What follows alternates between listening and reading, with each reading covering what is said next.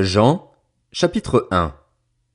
Au commencement, la parole existait déjà. La parole était avec Dieu et la parole était Dieu. Elle était au commencement avec Dieu. Tout a été fait par elle et rien de ce qui a été fait n'a été fait sans elle. En elle il y avait la vie, et cette vie était la lumière des êtres humains. La lumière brille dans les ténèbres, et les ténèbres ne l'ont pas accueillie. Il y eut un homme envoyé par Dieu, son nom était Jean.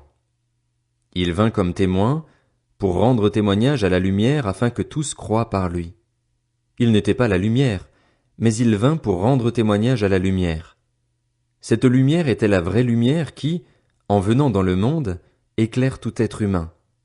Elle était dans le monde et le monde a été fait par elle, pourtant le monde ne l'a pas reconnue. Elle est venue chez les siens, et les siens ne l'ont pas accueillie.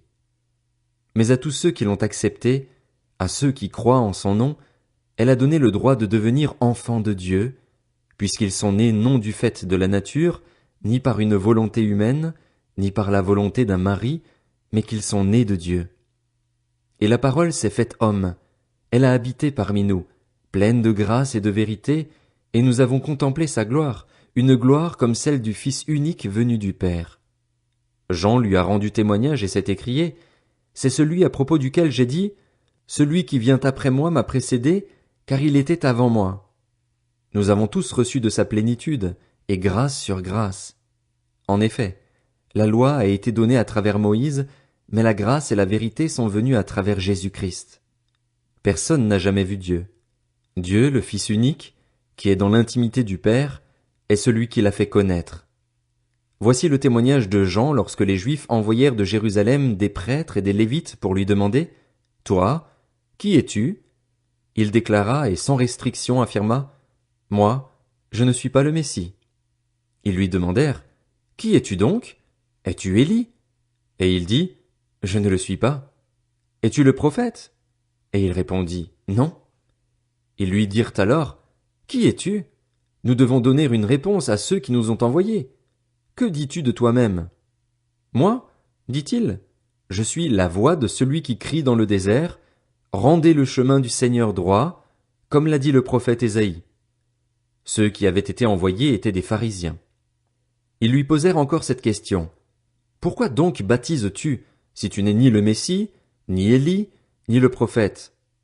Jean leur répondit, moi, je baptise d'eau, mais au milieu de vous se trouve quelqu'un que vous ne connaissez pas. Il vient après moi, mais il m'a précédé, et je ne suis pas digne de détacher la courroie de ses sandales. Cela se passait à Béthanie, de l'autre côté du Jourdain, où Jean baptisait. Le lendemain, il vit Jésus s'approcher de lui et dit, « Voici l'agneau de Dieu qui enlève le péché du monde. C'est celui à propos duquel j'ai dit, « Après moi vient un homme qui m'a précédé, car il existait avant moi. » Pour ma part, je ne le connaissais pas, mais c'est afin de le faire connaître à Israël que je suis venu baptiser d'eau. Jean rendit aussi ce témoignage. J'ai vu l'Esprit descendre du ciel comme une colombe et s'arrêter sur lui.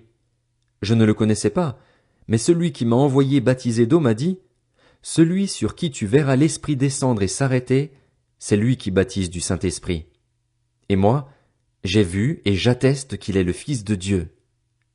Le lendemain, Jean était encore là avec 2 de ses disciples. Il vit Jésus passer et dit, « Voici l'agneau de Dieu. » Les 2 disciples l'entendirent prononcer ces paroles et suivirent Jésus. Jésus se retourna et, voyant qu'ils le suivaient, il leur dit, « Que cherchez-vous » Ils lui répondirent, « Rabbi, ce qui signifie maître, où habites-tu » Venez, leur dit-il, et voyez. Ils y allèrent donc, virent où il habitait et restèrent avec lui ce jour-là. C'était environ 4 heures de l'après-midi. André, le frère de Simon-Pierre, était l'un des 2 qui avaient entendu les paroles de Jean et qui avaient suivi Jésus. Il rencontra d'abord son frère Simon et lui dit, « Nous avons trouvé le Messie », ce qui correspond à Christ. Il le conduisit vers Jésus.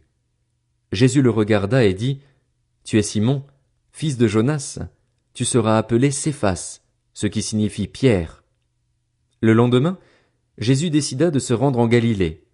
Il rencontra Philippe et lui dit, « Suis-moi. » Philippe était de Bethsaïda, la ville d'André et de Pierre. Philippe rencontra Nathanaël et lui dit, Nous avons trouvé celui que Moïse a décrit dans la loi et dont les prophètes ont parlé, Jésus de Nazareth, fils de Joseph. Nathanaël lui dit, peut-il sortir quelque chose de bon de Nazareth? Philippe lui répondit, viens et vois. Jésus vit Nathanaël s'approcher de lui et dit de lui, voici vraiment un Israélite en qui il n'y a pas de ruse. D'où me connais-tu? Lui dit Nathanaël. Jésus lui répondit, avant que Philippe t'appelle, quand tu étais sous le figuier, je t'ai vu. Nathanaël répondit, Maître, tu es le Fils de Dieu, tu es le roi d'Israël. Jésus lui répondit, parce que je t'ai dit que je t'ai vu sous le figuier, tu crois? Tu verras de plus grandes choses que celles-ci. Il ajouta, en vérité, je vous le dis, vous verrez désormais le ciel ouvert et les anges de Dieu monter et descendre au-dessus du Fils de l'homme.